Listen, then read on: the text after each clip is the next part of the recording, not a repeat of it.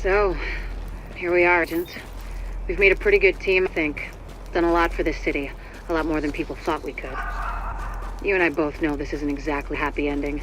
Our favorite homicide traitor, Aaron Keener, is still out there, and he's still got Chernenko with him. Read Keener's file sometime. It's, quite interesting. And we don't know where Amherst is either, or what else he might have up his sleeve, but there's hope.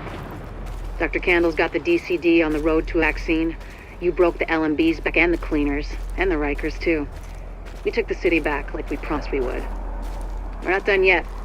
As long as the Dark Zone's out there, we've got our work cut out for us, but we're on our way to finally saving the city. And with it, maybe something more. Not bad for the second wave, don't you think? Confirmed. Unidentified tech beacon located.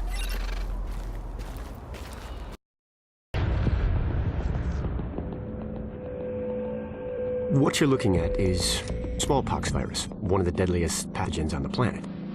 For centuries, it did a wonderful job helping keep the human population in check. But times change, and sometimes Mother Nature needs a hand improving her creations. Like, say, speeding them up a little bit, making them contagious when they should be quietly incubating a host, or making them more lethal.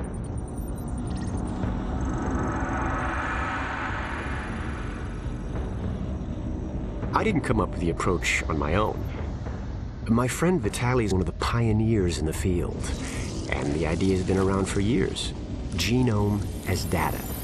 You see, once we digitized DNA, we made it infinitely mutable. We could do 1,000 virtual variations in the time it used to take to grow a one lab-grade generation of pathogens. And we could pick the best, most lethal combinations and make them real. That's how you make a killer virus, you see.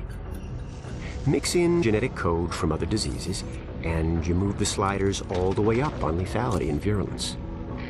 The goal was a 90% mortality rate. I'm not sure my green poison is going to quite hit that, but honestly, that's just details. As long as most of humanity goes, the Earth stands a fighting chance. Technically, technology is what's killing the planet. But that's not really the case. It's the greed that drives the technology. But a funny thing happened on the way to $100 genome maps and 3D printed plastic toys. Someone figured out those technologies could be repurposed, modified for the greater good. Me. Now, my virus is going to do what nature's always done. Decide who lives and who dies. And if nature decides I die, then I die. If nothing else, I'll have a lot of company. Natural selection at its finest, helped along by a little unnatural genetic manipulation. It's all data, really.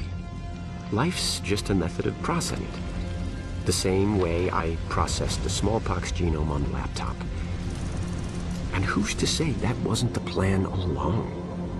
If, by some miracle, you survive green poison, then nature's decided you deserve to live. The rest of us shouldn't and won't. Godspeed. I'll see you in hell.